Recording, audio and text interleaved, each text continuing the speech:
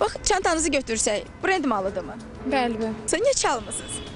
Neçə almışam? 50 manata. 50 manata. Üstündə də bir brend markası var. Sizin fikrincə bu orijinaldır, yoxsa saxtasıdır?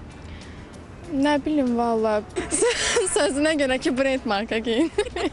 Bu xanım kimi bir çoxları geyim və aksesuarlarının üzərində məşhur brendlərin emblemlərinin yapışdırılmasına aldanaraq onların məhz bu markaya məxsus olduğunu düşünürlər. Əsas problem isə odur ki, bu cür saxta məhsulların ölkəmizdə satışa çıxarılması halları günlü-gündən artır. Koftalar olub ki, yəni bir yerdə başlı aşağı qiymətli, amma elə yerdə var ki, baha qiymətli. Amma firma üstündə eyni. Eyni. Brend mal olub, amma ki, yəni Çitay mal olub da, yəni brenddən deyirlər ki, yəni brenddir, satırlar. Qiyməti neçə olub? Məsəl üçün, nə idi o?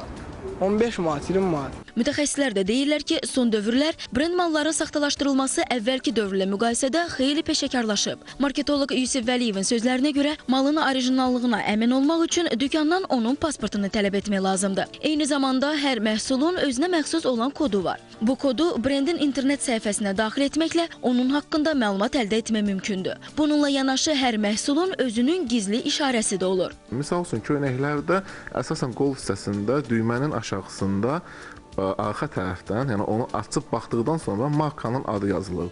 Və yaxud saatlarda biz götürdüyümüz zaman saatın içində marka adları yazılır ki, hansı ki şüşələr tam şəffaf olmalıdır və eyni zamanda daxili tərəfdən də, içəri tərəfdən də o ad rast gələ bilərik. Sumkalarda əsasən içəri tərəfdən ola bilər ki, görsənməyən yerdə nəyinsə altında brend markanın özünün işarəsi olur.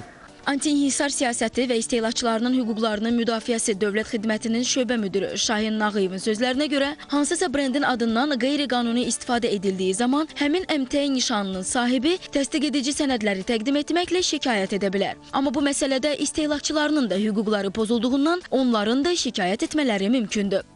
Əgər saxtakarlıq faktı sübut olunarsa, bunu həyata keçirən təsərrüfat subyektinə qarşı qanunvericiliyə uyğun olaraq maliyyə sanksiyaları tətbiq edilir. İstehlakçılara hər hansı bir malın satılması zamanı onun üzərində istehsalçısı və yaxud istehsal tarixi, eyni zamanda istehsal ünvanı barədə, bundan başqa tərkibi barədə hər hansı bir düzgün olmayan məlumatların verilməsi də öz növbəsində istehlakçılara çaşdırılmaqla haqsız rəqabətə səbəb olan hallardır. Bakıda bir